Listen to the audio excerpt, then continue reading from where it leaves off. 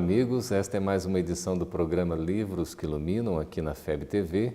Estamos nesse ambiente da Biblioteca de Obras Raras, um ambiente de livros muito especial, de muito estudo, de muita concentração, reflexão, e recebemos com muita satisfação hoje aqui no nosso estúdio Ricardo Gauchi, que é diretor da Casa do Caminho.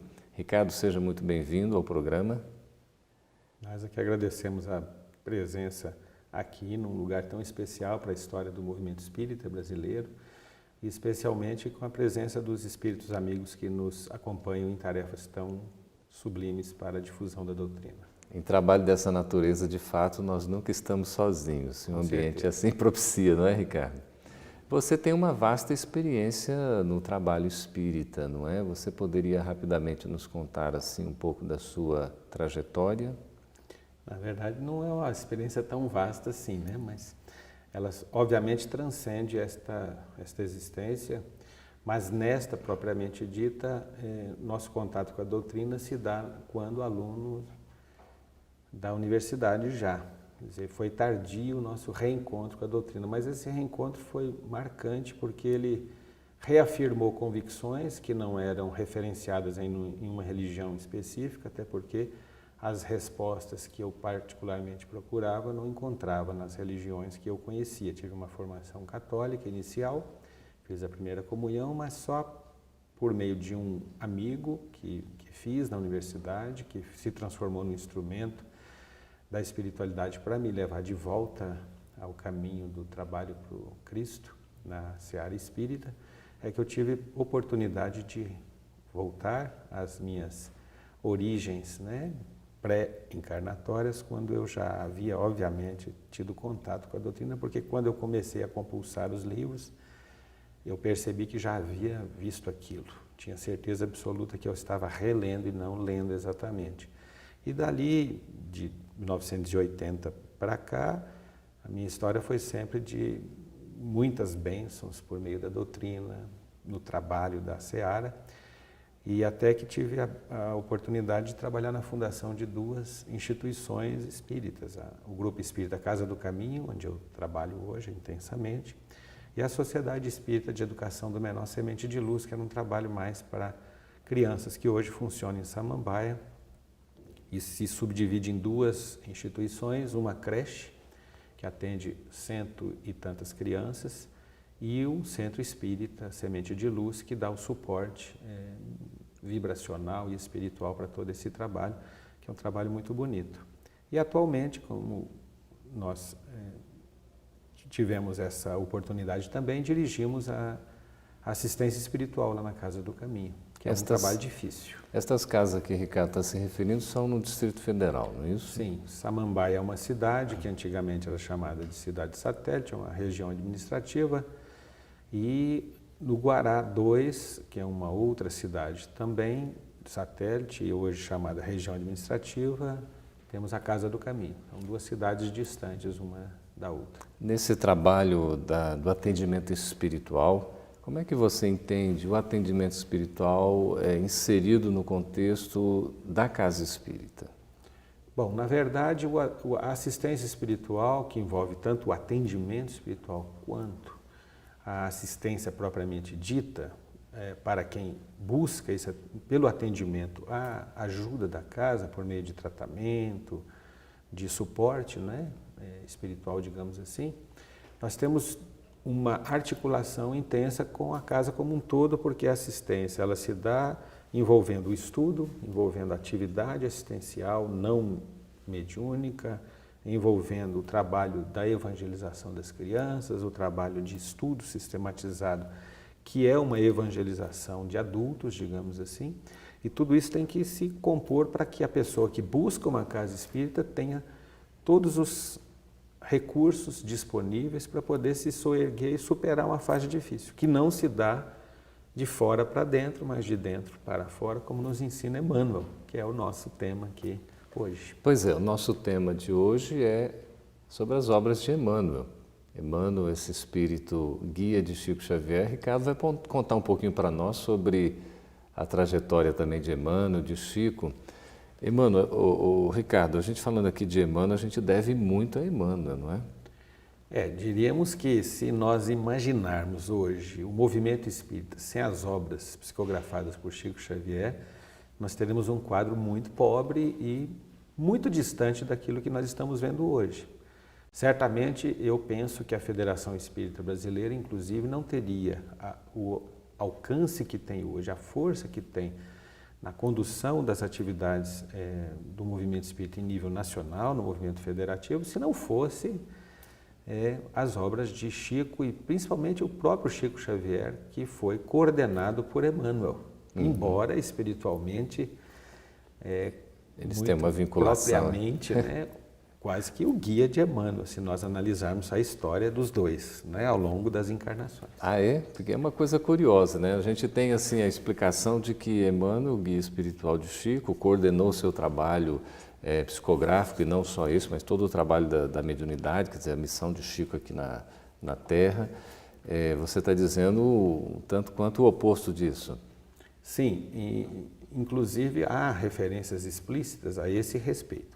Se nós analisarmos a relação de Emmanuel com Chico Xavier no trabalho de coordenação das obras que foram psicografadas, nós vamos ver que a relação de Emmanuel é quase paternal com Chico. Verdade. Porém, é um paternal que não se caracteriza por uma superioridade espiritual propriamente dita, porque se nós remontarmos a 2000 anos, no romance que Emmanuel inaugura, trazendo para nós a história da sua evolução, digamos assim, marcante a partir do encontro com Jesus, nós vamos ver lá o senador Públio Lentulus, que tem uma filha, Flávia, que no caso era Chico Xavier encarnado, que depois reencarna como Lívia, a filha adotada por Basílio, um outro romance que não será tema hoje, de Emmanuel também, que mantém esta relação. E Emmanuel revela isso no primeiro encontro com Chico, se me permite. Sim. Esse relato está aqui na obra Emmanuel, que tem o próprio título, Emmanuel, Guia Espiritual do Chico, quando ele faz o prefácio da obra, e ele fala dessa vinculação, Ricardo, dos dois que remontam aqui, ele coloca assim, até num fecho que o sentimento afetivo que me impele para o teu coração. Isso é Emmanuel falando para Chico. Tem suas raízes na noite profunda dos séculos. Isso vem de há muito.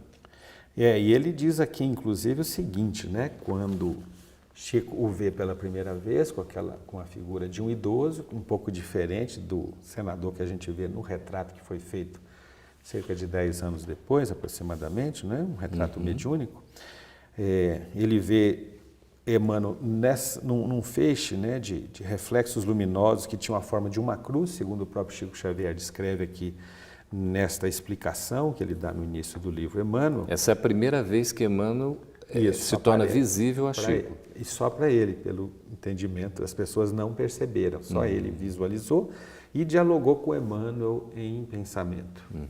E Emmanuel diz a ele, que o seguinte, entre outras coisas: tenho seguido sempre os teus passos e só hoje me vês, na tua existência de agora, mas os nossos espíritos se encontram unidos pelos laços mais santos da vida, e o sentimento afetivo que me impele para o teu coração tem suas raízes na noite profunda dos séculos, como você citou. E aí nós vamos ver essas revelações sendo feitas gradativamente, especialmente nos cultos domésticos da família Joviano, que se transformou na família espiritual de Chico Xavier. Rômulo Joviano foi o patrão do Chico na Fazenda Modelo. Isso lá em Pedro Leopoldo. Isso. E a relação da família Joviano com Chico se dá exatamente por intermédio de Emmanuel, que conduz todos os trabalhos, inclusive as comunicações, usando a prancheta, que é o método historicamente original da psicografia, para que as pessoas entendessem como se deu a origem da doutrina, e a partir dessas mensagens que surgiam, emergiam desses cultos domésticos, Emmanuel foi revelando aos poucos quem era quem, da família Joviano, do Chico Xavier e dele mesmo, nas diversas encarnações que se entrelaçaram ao longo dos tempos. Deixa eu só entender, o próprio exercício da mediunidade, da psicografia, utilizou-se também das pranchetas aqui com Chico? Foi um exercício que foi feito com Rômulo Joviano, Chico e Emmanuel, para que as pessoas entendessem a dificuldade do processo lá no início de psicografia. E a prancheta não permitia acentuação nem pontuação. Então foi dada a tarefa a uma filha, se não me engano, agora não sei ao certo, não me lembro, do Joviano, que tinha que fazer a revisão. Então a responsabilidade dessa pessoa em botar a vírgula no lugar certo e acentuar corretamente para que a integridade do pensamento de Emmanuel fosse preservada era enorme, né? Mas Emmanuel supervisionava. Como ele supervisionou todas as obras psicografadas por Chico Xavier, Emmanuel, antes de autorizar a publicação, Emmanuel fazia uma revisão e só depois que Emmanuel autorizava, liberava a revisão, é que isso vinha para a publicação. A Federação Espírita Brasileira conhece bem isso, porque o diálogo era constante entre eles, né? Quer dizer, tem toda uma seriedade nesse processo editorial, não é? Exatamente, que é uma preocupação que nem sempre a gente percebe nas obras atualmente, porque muitas editoras surgem com fins que acabam sendo predominantemente comerciais e acabam maculando muito da mensagem que deveria vir mais coerente com a doutrina e límpida em todos os seus aspectos, inclusive linguísticos, né? E a gente vai ver essa perfeição linguística nas obras de Emmanuel, que o distingue claramente, né, de muitos outros romancistas, digamos assim, espirituais, não necessariamente espíritas. Muito bem, nós vamos para um breve intervalo, estamos conversando com o Ricardo Gauchi, que é diretor de assistência espiritual da Casa do Caminho, uma Casa Espírita do Guará 2, no Distrito Federal. Estamos falando sobre a obra extraordinária de Emmanuel e de Chico Xavier. Voltamos daqui a pouquinho após o nosso intervalo. Fique conosco.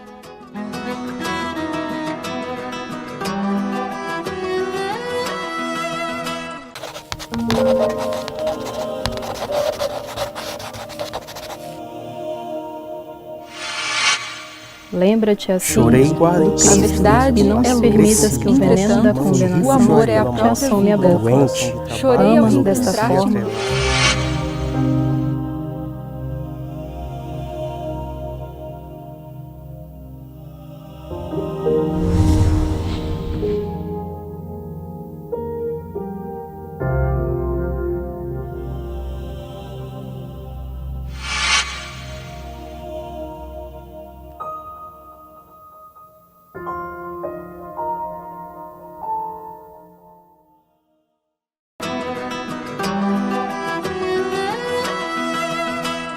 Estamos de volta, amigo, com o programa Livros que Iluminam, conversando com o Ricardo Gauchi sobre o trabalho de Chico Xavier e de Emmanuel. Ricardo, você nos explicava já algumas coisas aí curiosas que não são do, digamos, do conhecimento público ou do domínio público. Essa questão da própria evolução de Chico Xavier, essa relação que ele tem com Emmanuel, é algo assim muito curioso. E para a gente que está nas lides, né, diárias, procurando estudar e conhecer o Espiritismo, a gente verifica nas obras de Chico Xavier, na sua psicografia e no trabalho orientado por Emmanuel, uma seriedade realmente admirável. Certamente. Aliás, eu sugeriria às pessoas que assistissem um programa aqui da FEB TV, muito bem feito e muito esclarecedor, instrutivo, sobre a biografia de Emmanuel, gravada com Flávio, que é o secretário do NEP aqui da Federação, não é? Então assistam, né? FEB TV está lá no banco de vídeos na internet. Para a gente conhecer mais, né? Isso, ele vai inclusive fazer uma citação explícita sobre essas duas encarnações de Chico Xavier, que são confirmadas por outros estudiosos, especialmente pessoas que conviveram com o Chico, né? Inclusive a questão espiritual a que nos referíamos, João Cunha, que frequentou todo o trabalho junto com Chico Xavier muito proximamente, dividiu a intimidade de Chico, faz uma referência sutil sobre essa inversão na lógica que a gente tem às vezes de achar que Emmanuel é o guia espiritual de Chico. Não, Emmanuel foi o coordenador do trabalho de Chico junto a nós, o trabalho abençoado, mas efetivamente, do ponto de vista espiritual, se analisarmos a trajetória de Flavinha e Lívia nos romances de Emmanuel, por exemplo, E comparando com a de Emmanuel, nós vamos ver que Flavinha já estava bem à frente na compreensão espiritual já naquele dos período. valores do Cristo, exatamente. Mas essa disciplina que, de certa maneira, Emmanuel coloca, isso também é nítido nos relatos, né? Até aquela questão da história do avião, do medo, né? Que o próprio Chico conta, né? Tem lá o seu fundo digamos assim, de graça, mas tem uma seriedade grande, porque Emmanuel chama a atenção literalmente do Chico, não? Porém, a gente tem que lembrar que, estudando a doutrina espírita, nós vamos ver que a veste física nos embota em vários aspectos necessários ao nosso processo. No nosso caso, de resgate, de expiação. No caso de Chico, num processo de testemunho e de missão clara entre nós. Nós sabemos que os problemas de visão que o Chico já possuía quando teve a primeira visão de Emmanuel e todo o seu sofrimento físico tem um caráter muito mais de testemunho para nós do que propriamente expiatório, conforme a gente pode entender se a gente analisar a nossa trágica caminhada evolutiva, que ainda muito se distancia daquilo que Jesus espera de nós, mas que certamente no caso de Chico Xavier se transforma em testemunho vivo daquilo que ele servia de instrumento para trazer a nós. Nessa nossa caminhada, certamente a gente errou muito mais do que acertou. Sim, e imagino que agora estejamos buscando acertar mais do que errar. Sabemos que é natural o tropeço, sem tropeço não há crescimento, né? E nós sabemos que quanto mais nos esforçamos, mais vamos depurando o nosso íntimo, conforme Emmanuel busca ensinar com seus romances, que não são obras de ficção e nem são críticas e análises dos outros, mas é o próprio testemunho de Emmanuel que narra a sua trajetória evolutiva entre nós. E isso que é interessante de ver nos romances de Emmanuel, assim como nos de Ivone A. Pereira, na trilogia do Cavaleiro de Numers, né? Drama da Bretanha e Nas Voragens do Pecado, a gente vê a história de Ivone, Emmanuel fala da sua própria história, que é um testemunho para nós, de transformação moral. E a gente lembrava que essa questão da Ivone, o espírito que ditou a obra, ele queria praticamente fazer uma narrativa da sua vida, da sua biografia. Assim como aconteceu também com Camilo Cândido Botelho, né, o Camilo Castelo Branco, ao narrar o Memórias do Suicida, depois teve todo um trabalho de Leon Denis para dar digamos, um cunho doutrinário. Também a obra da trilogia, né, apresentada pelo Roberto Canarreiras, não é isso? Teve um trabalho de Charles, né, uma espécie de pai. O Emmanuel, né? De Ivone A. Pereira. De Ivone A. Pereira. Essa orientação toda para que a obra tivesse um cunho doutrinário, tivesse o seu ensino moral, não apenas um relato de uma biografia, por mais importante que ela pudesse ser. Ricardo, qual é o diferencial da obra de Emmanuel Chico Xavier?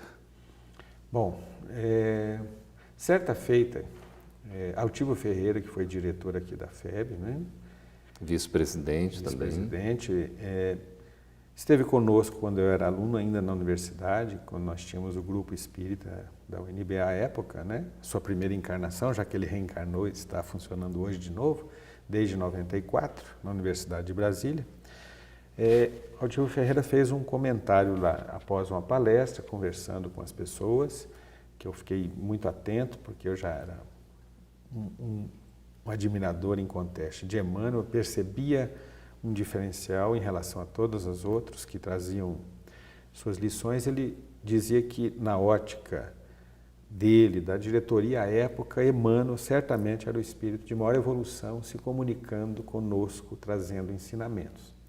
Eu nunca esqueci dessa observação que ele fez de maneira informal ali, na impressão que ele possuía, analisando todas as comunicações, os livros de Chico e de outros médiuns. Ele entendia e colocava isso claramente, que Emmanuel estaria numa estatura superior aos demais, no sentido até da missão da obra de Chico Xavier, que nós ainda levaremos muito tempo para aquilatar na sua real profundidade, no seu real alcance. A gente tem noções que nos deixam extasiados por tudo que representa Chico Xavier para todas as pessoas e para o movimento espírita, mas nós ainda não conseguimos analisar, aquilatar aonde vai esse processo todo da complementação da revelação espírita, e só teremos condições de fazer quando evoluirmos o suficiente para isso.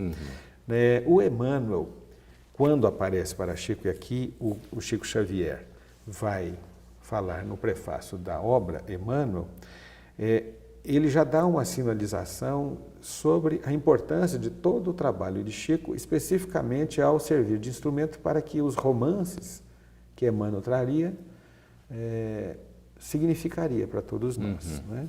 Então ele diz o seguinte, né, que o Emmanuel afirmava aqui nesse encontro com ele, ter sido na sua última passagem pelo planeta, padre católico, desencarnado no Brasil.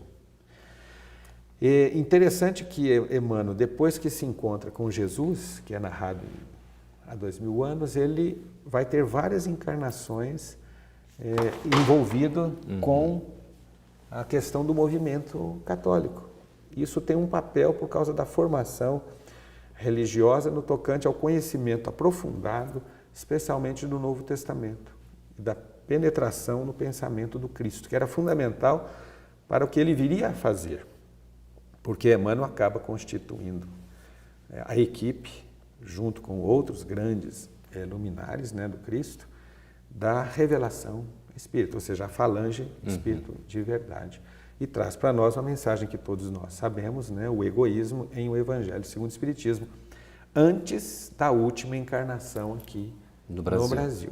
Porque nós sabemos que ele foi Padre Manuel da Nóbrega, padre português. Sim.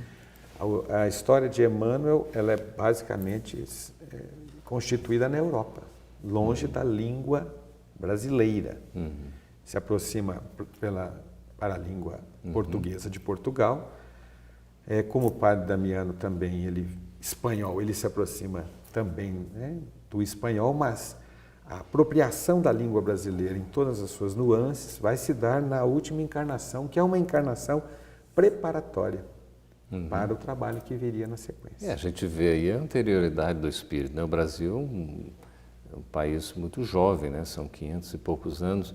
Inclusive, Emmanuel com o padre Anchieta fundaram São Paulo, não é, Ricardo? Exatamente. Os fundadores. Então, quando a gente analisa toda a trajetória de Emmanuel, a gente vai ver que, efetivamente, como trabalhador do Cristo, com toda a sua ligação com o Paulo apóstolo, inclusive, ele tem toda uma gama de ações planejadas em níveis superiores, porque tudo se articula para a preparação do terreno que seria o coração do mundo, a pátria do Evangelho. Então, Emmanuel é uma referência de compreensão doutrinária insuperável. Se nós lermos os romances de Emmanuel, além das lágrimas que serão geradas, dos sentimentos que serão produzidos, nós teremos uma compreensão muito grande do processo reencarnatório da lei de causa e efeito.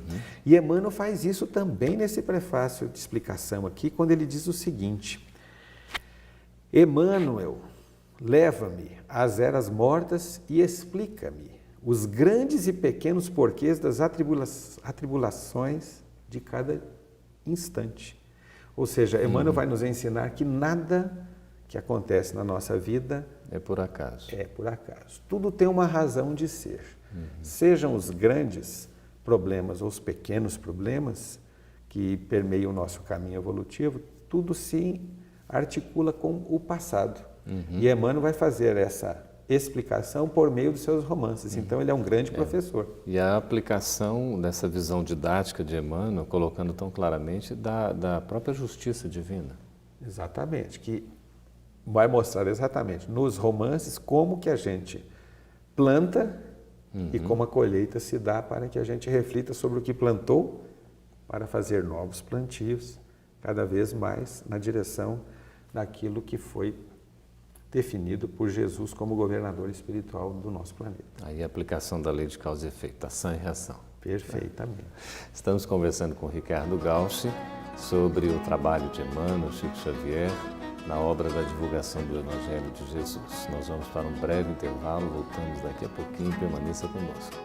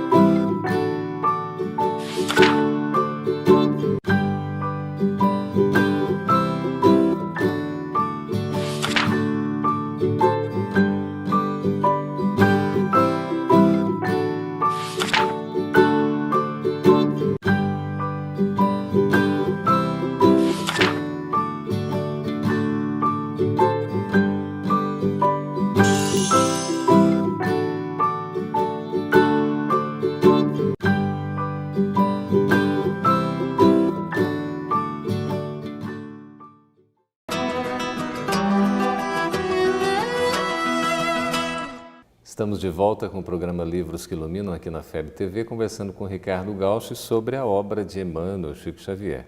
Ricardo, a gente não tem assim aquela intenção de ficar, digamos, curiosamente explorando as encarnações passadas, mas há espíritos que na sua trajetória nos deixam esse testemunho valioso para o nosso aprendizado. Então, a gente tem que confessar que a gente tem um pouco de curiosidade, sim, sobre Emmanuel, sobre Chico Xavier. Você havia referido sobre algumas experiências reencarnatórias, tanto de um quanto do outro. Você poderia falar um pouquinho mais sobre isso? O que eu acho que seria relevante destacar, até para entender a lógica do trabalho de Emmanuel, foi que, como nós vimos, ele teve uma formação secular na Europa, né? Lá, senador Plínio Lentulus, lá em Roma. Depois ele vai reencarnar. Nas outras obras nós vamos ver, né?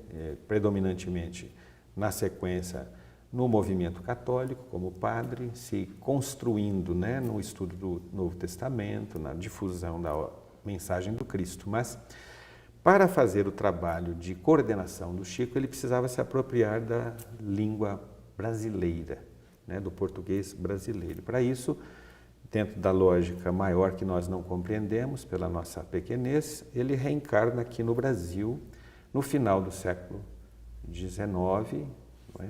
Quando ele vai, então, como Padre Amaro, ele vai trabalhar na paróquia lá de Bom Sucesso. E por que é importante lembrar disso? Porque esse Padre Amaro, ele era muito conhecido pelos seus sermões.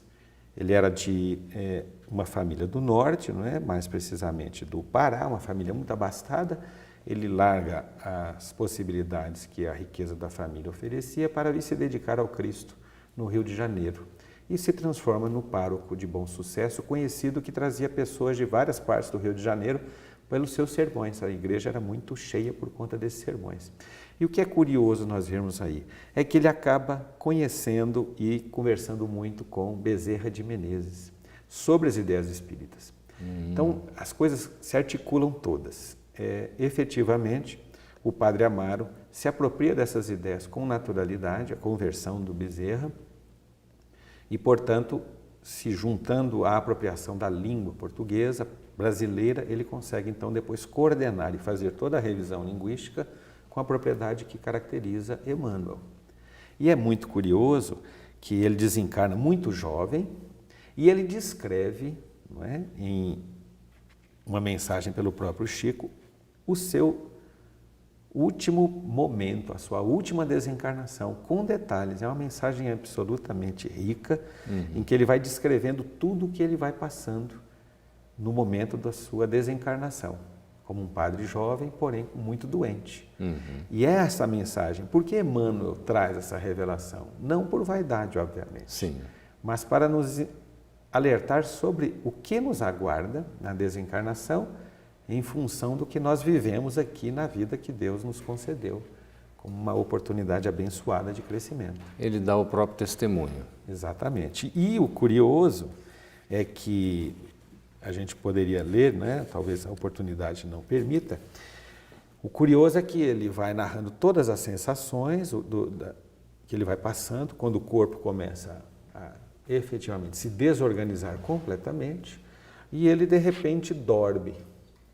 E acorda achando que estava em um hospital, imaginando que ele estava no hospital. Tudo limpinho, tudo arrumadinho. Ele fala assim, puxa, fui curado, graças a Deus.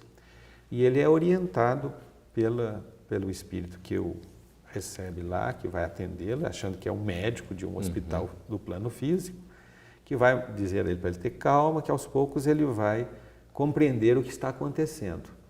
E ele começa a perceber que a ação do pensamento dele tem efeito material, entre aspas.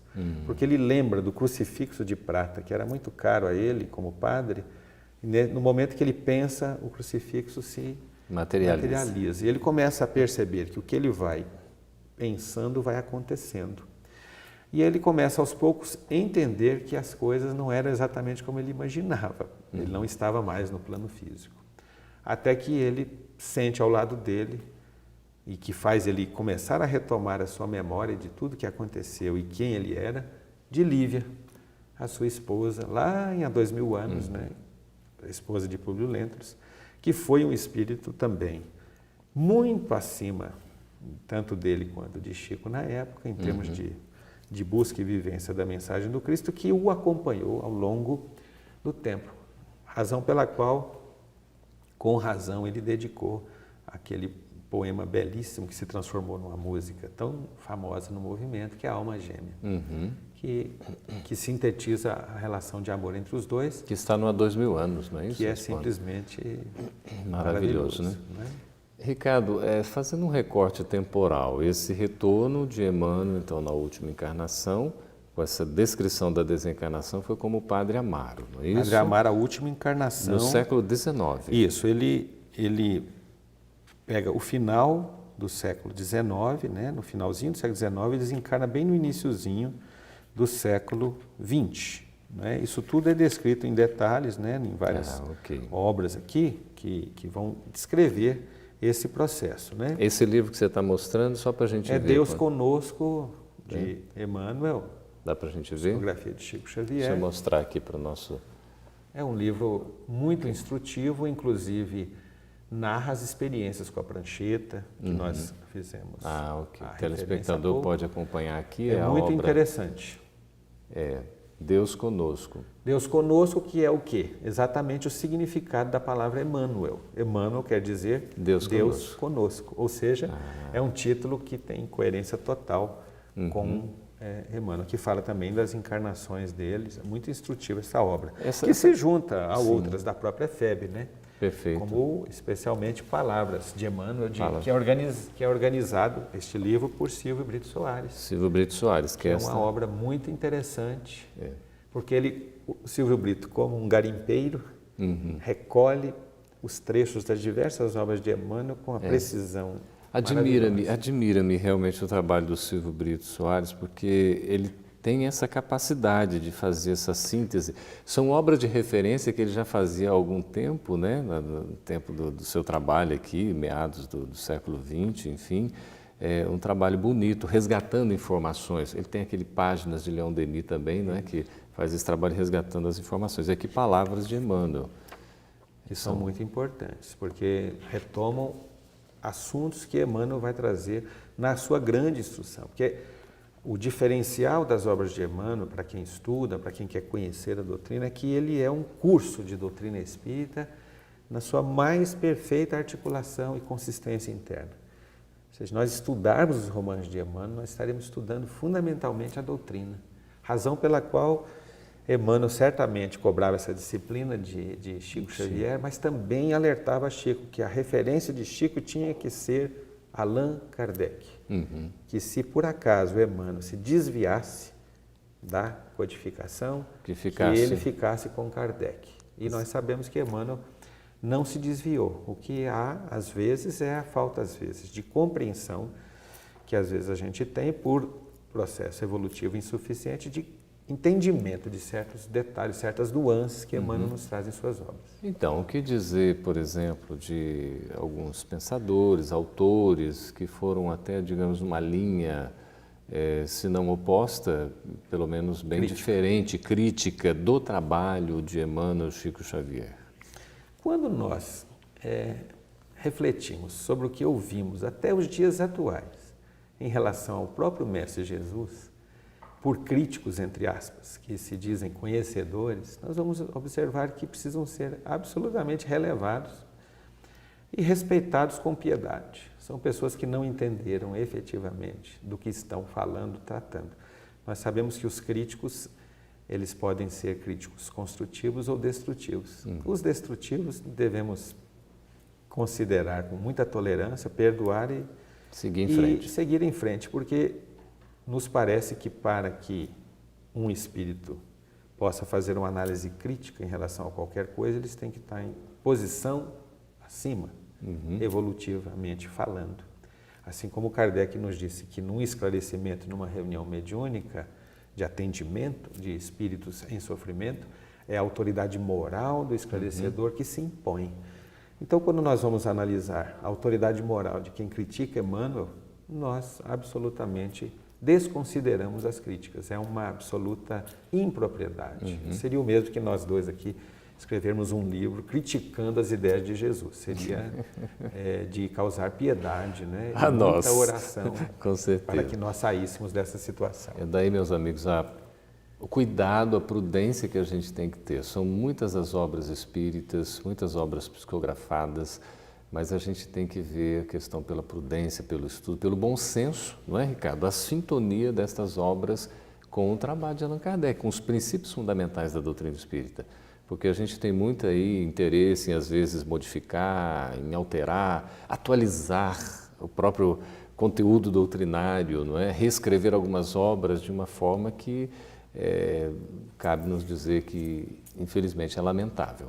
Na verdade, nós temos que beber dessa fonte, não é isso? Ir lá na fonte primária, nas obras básicas, nessas obras subsidiárias de desenvolvimento, para conhecer mesmo profundamente o Espiritismo. Assim como nos ensinou Emmanuel, né, sobre o Espírito de verdade, que é essa pleiade de espíritos que assessoram Jesus na governança do nosso planeta e que foi responsável pela revelação espírita, que esta pleiade trabalhou e articulou todo o trabalho que foi desenvolvido com a condução maravilhosa de Allan Kardec, por sua evolução espiritual, que é retratada no capítulo Kardec e Napoleão do livro Cartas e Crônicas de Irmão X, né? De Irmão X. Nós vamos ver que, para que os espíritos fizessem todo esse trabalho, eles tinham uma elevação espiritual que para nós é até incompreensível. Agora imaginemos nós, pobres seres errantes do caminho, querermos nos atribuir uma tarefa de revisão da pleiade que assessora o próprio Mestre Jesus. É muita pretensão. E Jesus foi muito claro. Aquele que se eleva será rebaixado. Nós todos somos aprendizes do Evangelho de Jesus. À luz do Espiritismo, devemos ter essa humildade. Fica aqui para nós, nesse conjunto de programas que conversaremos com o Ricardo, a divulgação neste programa da obra Emmanuel, para o nosso estudo, para o nosso conhecimento. É uma obra que não é tão conhecida, mas vale a pena a gente ler, estudar, tem informações importantíssimas. E também gostaria de destacar aqui Palavras de Emmanuel, que é uma obra em termos de resumo, de compilações, de extratos, coordenada aqui por Silvio Brito Soares, também vale conhecer, vale estudar. Ricardo, o nosso tempo já está encerrado, a gente agradece muito a sua participação e vamos continuar conversando em outros programas sobre o trabalho de Emmanuel e de Chico Xavier. Muito obrigado por sua presença. Jesus nos abençoe. Agradeço também a sua companhia e permaneça conosco em outros programas.